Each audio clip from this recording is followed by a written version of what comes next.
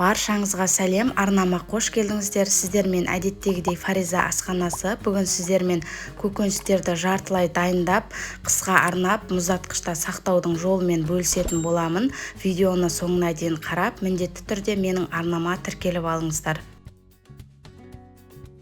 Ал ендеше бісміллах деп жалбыздан бастаймыз. Жалбыз яғни миятаның бір байламы маған жетеді.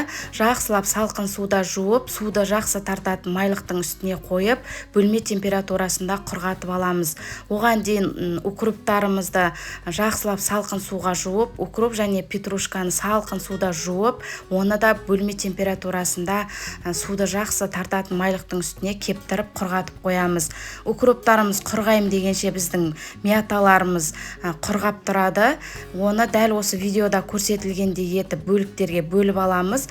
Қатып тұрғанда бізге шетінен алып істетуге ыңғайлы болу үшін дәл осылай бөліктерге бөліп аламыз. Қолмен үзген сіздерге ыңғайсыз болса, осылай арнайы қайшының көмегімен бөліп алсаңыздар да болады. Осы менде бір байлам мията, мен оны жай үйдегі бар мешоктарда сақтаймын. Осындай мешоктан 3 мешокқа бөліп саламын.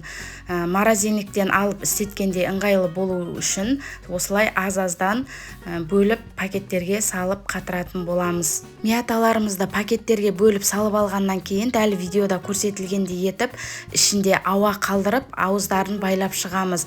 Сонан кейін оны морозильникке салғанда оны үстіңгі бетіне қоямыз. Өйткені біздің мияталарымыз өте нәзік болады, езіліп қалуы мүмкін. Сондықтан да үстіңгі жағына қойып сақтаймыз. Енді осы аралықта біздің укроптарымыз құрғап дайын болып тұрады. Енді осы укроптарымыздың араларын жақсылап қарап, керек емес шөптерден тазартып аламыз. Енді соңғы керек емес жағын кесіп алып тастаймыз. Одан кейінгі укроптың астыңғы жағын мен тағамдарға пайдаланамын. Сондықтан да оны бөлек пакетке бөліп сақтаймын. Ал үстіңгі жағын мен дайын тағамдарға қолданамын.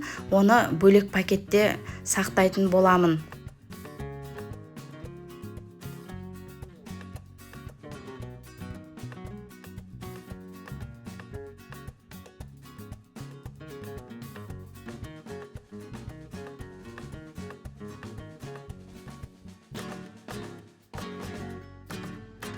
Қалған укроптарымыздың барлығын дәл осы тәсілмен кесіп пакеттерге бөліп салып аламыз.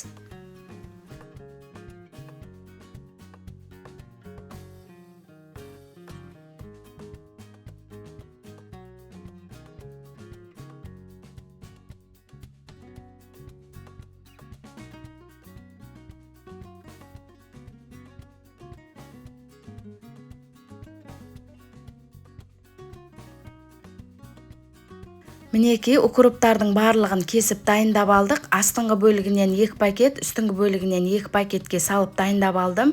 Енді пакеттерді дәл видеода көрсетілгендей етіп, ішінде ауа қалдырмай, жақсылап басып тұрып, ауыздарын байлап жауып аламыз. Укроптарды пакеттерге көбірек салып сақтасаңыздар да болады, бірақ маған осылай аз-аздан салып сақтаған өте ыңғайлы, морозильниктен алып істеткенде де өте ыңғайлы болады. Сондықтан да осылай аз-аздан салып сақтауға сіздерге де осылай кеңес беремін. Пакеттерімізді видеода көрсетілгендей етіп жақсылап ішінен ауасын шығарып, ауыздарын жауып, морозильникке қатыруға жібереміз.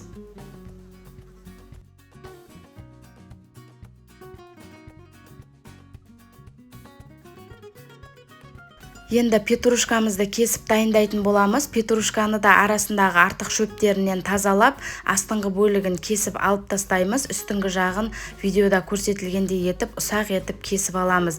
Петрушка менде бір байлам, маған жетіп қалады деп ойлаймын. Мен қысқа арнап банка жапқан болатынмын. Содан қалған көк шөптерді осылай кесіп морозильникке қатырып тастаймын. Петрушканы да жай осындай үйде бар мешоктарда сақтайтын боламыз. Мен мешоктың кішкентай түрін пайдаландым, бір байлам болғандықтан. Ішіне барлығын петрушкамызды салып, оның да ішінен ауасын шығарып, жақсылап жауып, морозильникке қатыруға жібереміз.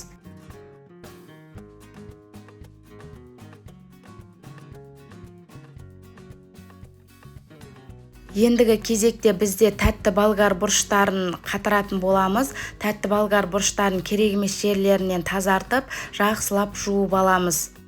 Мінекей болгар бұрыштарының ішінен әдемі орташаларын таңдап, ішін тазартып, осылай кесіп, фаршированный перецқа дайындап алдым. Жақсылап жуып, осылай суды жақсы тартатын майлықтың үстіне қойып, кептіріп қоямыз. Оған дейін біз қалған болгар бұрыштарымызды керек емес жерлерінен тазартып, жақсылап жуып аламыз. Кейін видеода көрсетілгендей етіп, әркім өз қалауы бойынша бөліктерге бөліп кесіп аламыз. Мен бірінші бөлігін дәл осылай ұзыншақ бөліктерге бөліп кесіп аламын. Оны кез келген тағамдарға пайдалана берсеңіздер болады. Кесіп алған болгар бұрыштарымызды да пакеттерге салып жайғастырып аламыз. Мен үйдегі бар қарапайым осындай мешоктарды пайдаланып, морозильникте қатыра беремін. Ешқандай да арнайы пакет қолданбаймын.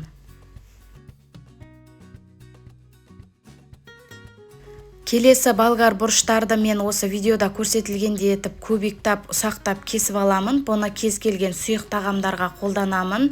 Маш көже, күріш көже деген сияқты тағамдарға қолдансаңыздар өте әдемі болады.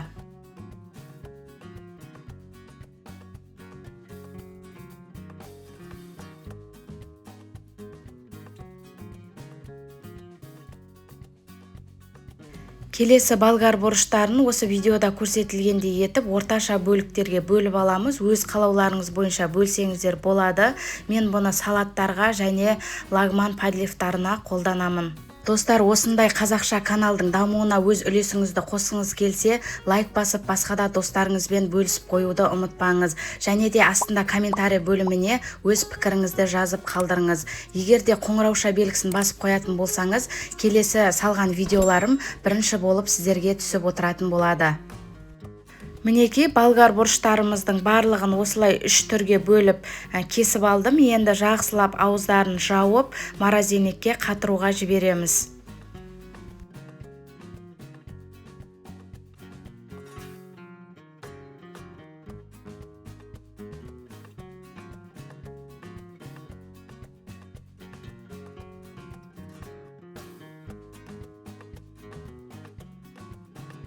Енді осы аралықта біздің голубцаға арналған болгар бұрыштарымыз құрғап дайын тұрады. Оны да видеода көрсетілгендей етіп пакетке салып жайғастырып аламыз. Ешқандай да бір-біріне жабысып қатып қалмайды. Морозильникте қатып тұрған күйінде бірден шығарып, ішіне фарштарыңызды салып, сорпаға сала берсеңіздер болады.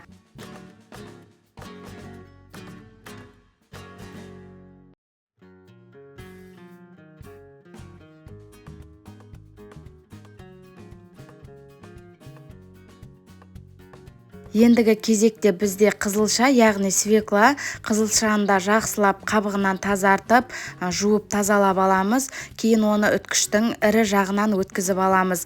Мен оны борщқа пайдаланамын, сондықтан да бірден үткіштен өткізіп, пакеттерге салып дайындап қоямын. Қызылшаны бір тағамға қанша істетесіз, соны ғана пакеттерге бөліп дайындайтын боламыз. Мен бір тағамға орташа 2 қызылша пайдаланамын. Сол 2 қызылшаны бөлек пакеттерге салып дайындаймын.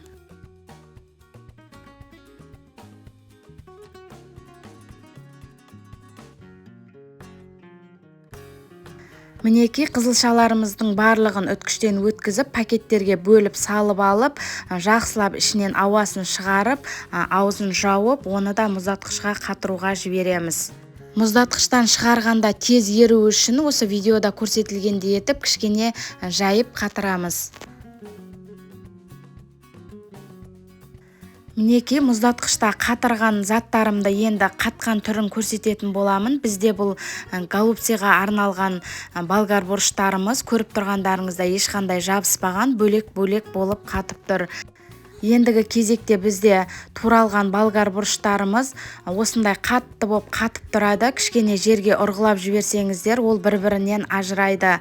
Ал ұсақтап туралған түрлері қатып тұрады. Оны морозильниктен шығарып 5-10 минуттың көлемінде бөлме температурасына қойып қойсаңыздар, бір-бірінен ажыратылып, бөлек-бөлек болып тұратын болады.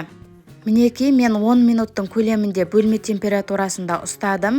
Дәл осы видеода көрсетілгендей етіп аузын босатып, кішкене жерге ұрғылап жіберсеңіздер, осы дәл видеода көрсетілгендей шашырап бөлек-бөлек болып тұрады.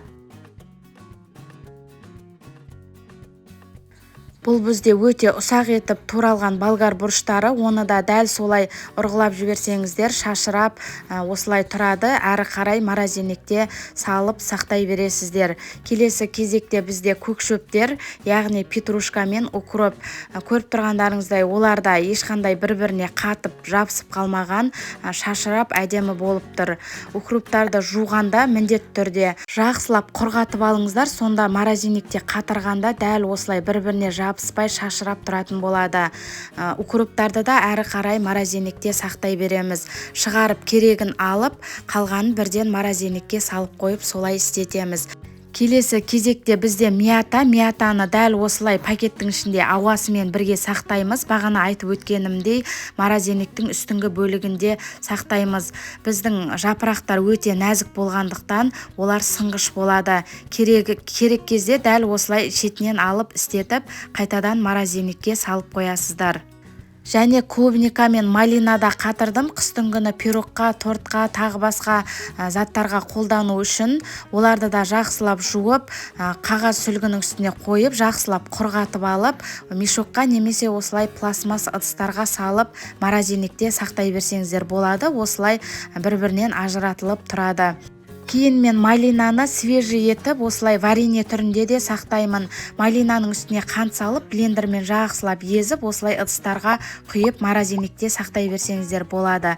Келесі кезекте біз қызылшаны осылай қатырып, шетінен істете бересіздер.